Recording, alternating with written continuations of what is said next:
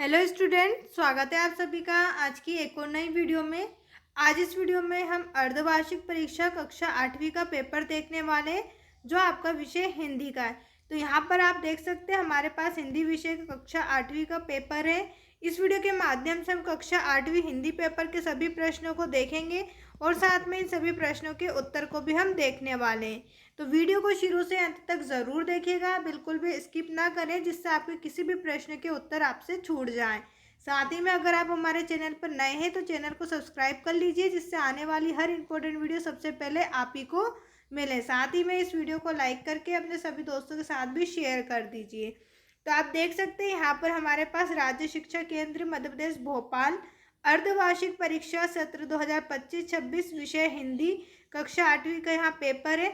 इसमें आप देख सकते हैं आपका समय जो है वो 2.5 घंटे का रहने वाला है और पूर्णांक जो है वो 60 नंबर का, यानी कि आपका जो पेपर है वो 60 नंबर का आएगा। यहाँ पर आप देख सकते हैं सबसे पहले आपसे प्रश्न पूछा है, बहुविकल्पी प्रश्न है। प्रश्न में आपसे पूछा है सही विकल्प चुनकर उत्तर लिखिए और प्रत्येक प्रश्न के लिए 1 अंक निर्धारित है। यहाँ पर हर एक प्रश्न के लिए आपको 1 अंक दिया जाएगा। कहाँ से? 1 से लेकर 5 तक प्रश्नों के लिए। प्रश्न है, प्रथम आईसीसी की परीक्षा में बैठने वाले व्यक्ति इनमें से कौन थे? यहाँ आपको बताना है आईसीएस की परीक्षा में बैठने वाले पहले व्यक्ति कौन है। आपका सही उत्तर रहेगा जवाहरलाल नेहरू। ऑप्शन बी जो है यहाँ पर आपका सही उत्तर रहेगा। जवाहरलाल नेहरू जो है वो आईसीएस की परीक्षा में बैठने वाले प्रथम व्यक्ति थे।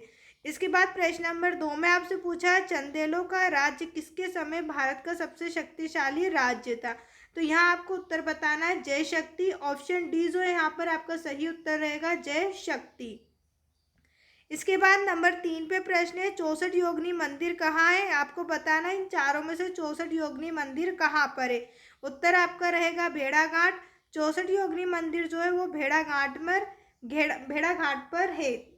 इसके बाद हम बात करें प्रश्न नंबर 4 में, तो यहाँ आपसे पूछा है तुम कहाँ रहते हो, वाक्यांश में कौन सा विराम चिन्ह आएगा? आप देखेंगे तुम कहाँ रहते हो, ये क्या प्रश्न है, तो प्रश्न के पीछे हम कौन सा विराम चिन्ह लगाते हैं? प्रश्नवाचक वाला।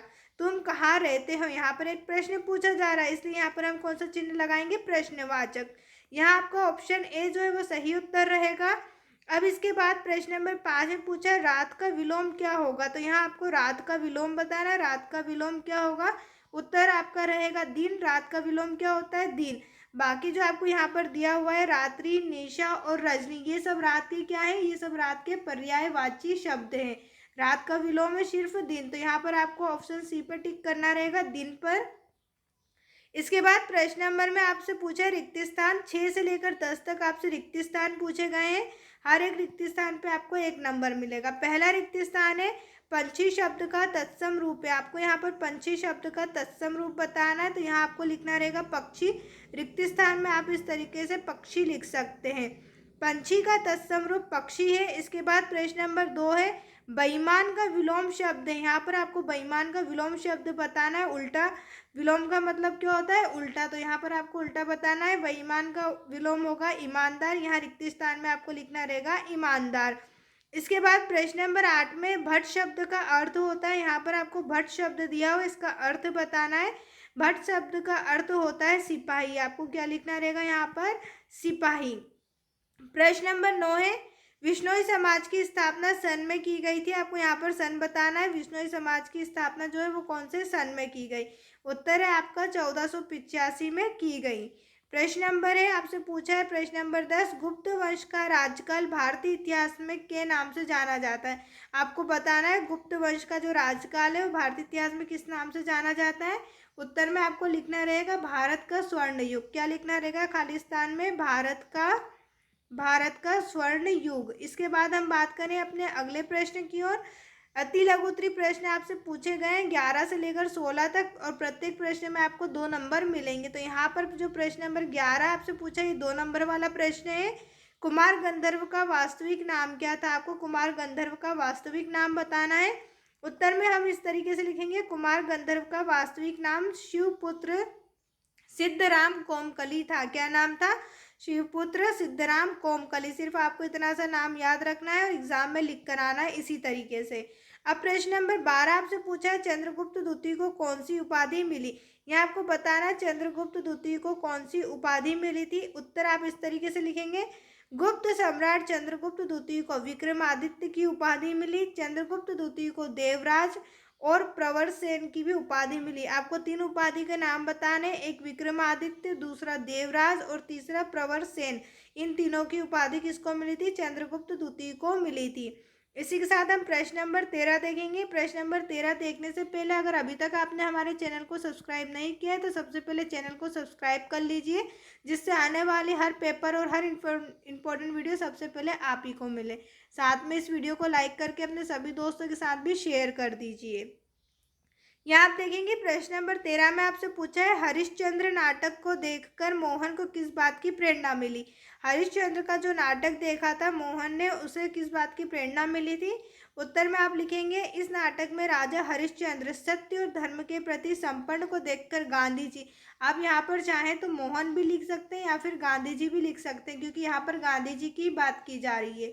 को सत्य और अहिंसा का मार्ग अपनाने की प्रेरणा मिली। गांधी जी ने अपने आत्मकथा सत्य के प्रयोग में इस नाटक के जानने में लिखा, उन्होंने लिखा है कि राजा हरिश्चंद्र नाटक ने मेरे जीवन में एक महत्वपूर्ण भूमिका निभाई।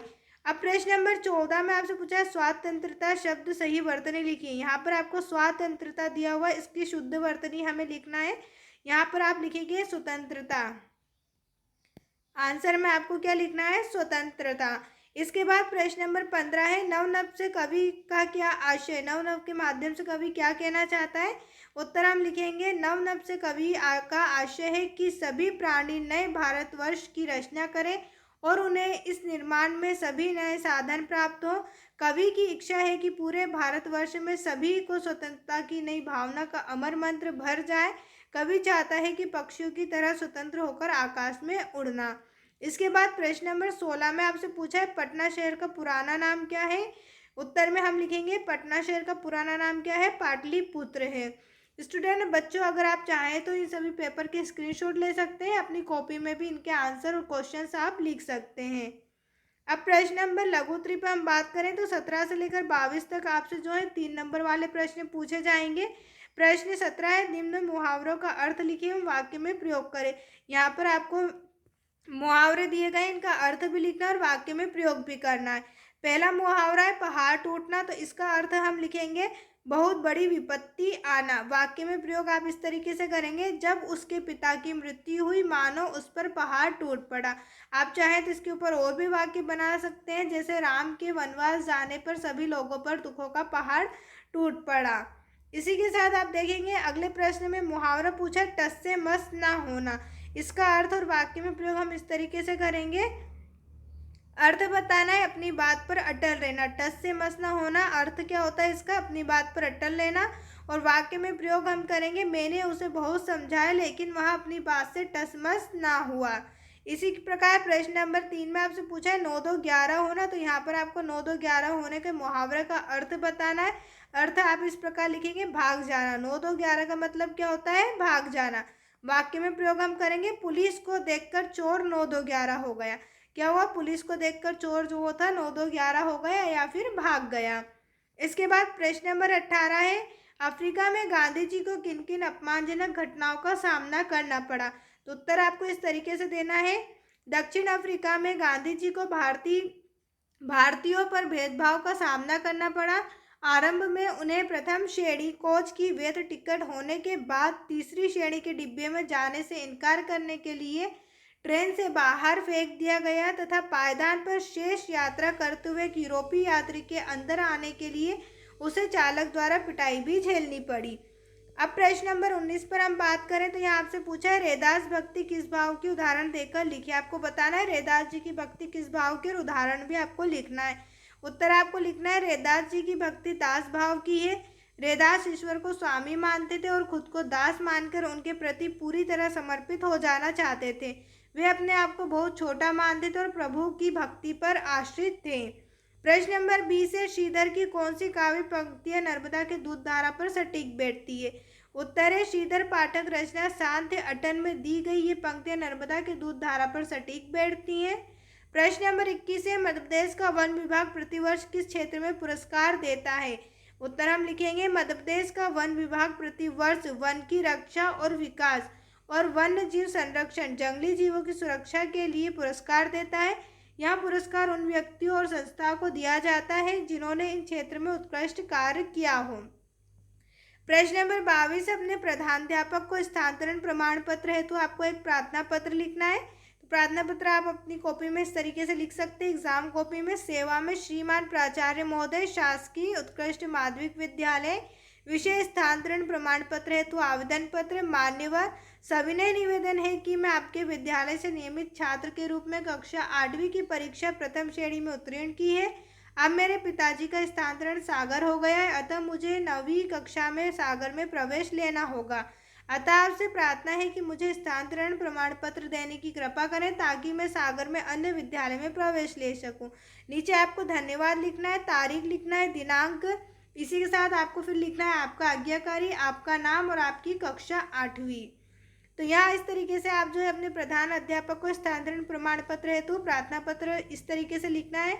इसके बाद हम देखें दीर्घोत्तरीय प्रश्न। तो यहाँ आपसे कितने प्रश्न पूछे जाएंगे? 5 नंबर वाले प्रश्न पूछे जाएंगे। प्रश्न नंबर 23 से लेकर 26 तक आपसे 5 नंबर वाले प्रश्न यहाँ पूछे जाएंगे। प्रश्न है, किसी देखे हुए मेले का वर्णन करते हुए एक निबंध लिखना है। यदि आप मेले गए हैं, मेले में घूमे हो, तो उसका वर्णन आपको करना है। तो आप इस तरीके से मेले के ऊपर निबंध लिखेंगे।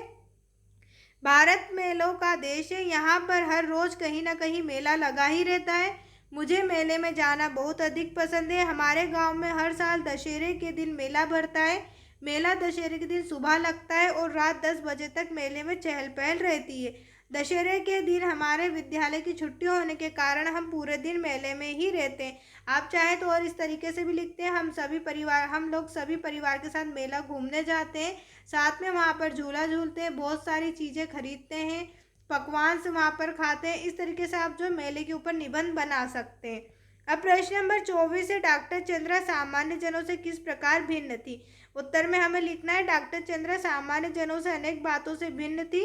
वे असामान्य रूप से शारीरिक अक्षमता व रोग से पीड़ित थी। उनके शरीर का निचला धड़ निष्प्राण मांसपिंड मात्र था, फिर भी वे सदा उत्फुल्ल रहती थी।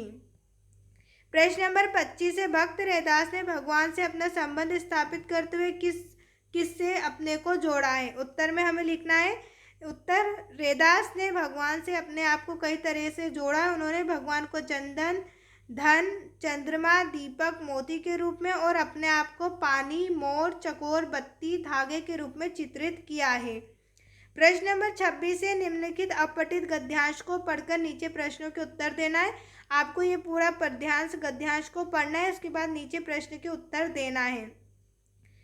प्रश्न है, गुरु की आज्ञा मानने का संदेश कहाँ मिलता है? तो गुरु की आज्ञा मानने का संदेश हमें कहाँ से मिलता है? विद्यालय से। आप देख सकते हैं विद्यालय आपको यहीं दिया हुआ है सबसे पहले ही। अब नंबर 2 में, विद्यालय निष्कपट व निस्वार्थ शब्दों का संधि विच्छेद कीजिए। यहाँ आपको इन तीनों शब्दों का संधि विच्छेद करना है, तो आप इस तरीके से संधि विच्छेद करेंगे। इसके बाद प्रश्न नंबर है, विद्यालय किसकी पौधशाला है? तो आप देख सकते हैं यहाँ पर आपको उत्तर लिखकर दिया हुआ है। वास्तव में विद्यालय व्यक्तित्व निर्माण की कार्यशाला और राष्ट्र धर्म को अंकुरित करने की पौधशाला।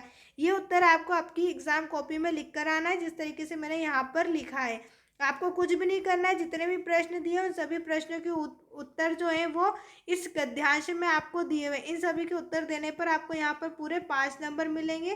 तो ये इस तरीके से आपका जो पेपर है वो कंप्लीट हुआ। उम्मीद है आपको ये वीडियो हमारी पसंद आई होगी। अगर अभी तक आपने हमारे चैनल को सब्सक्राइब नहीं किया है तो फटाक से चैनल को सब्सक्राइब कर लीजिए। साथ में इस वीडियो को लाइक करके अपने सभी दोस्तों के साथ भी शेयर कर दीजिए।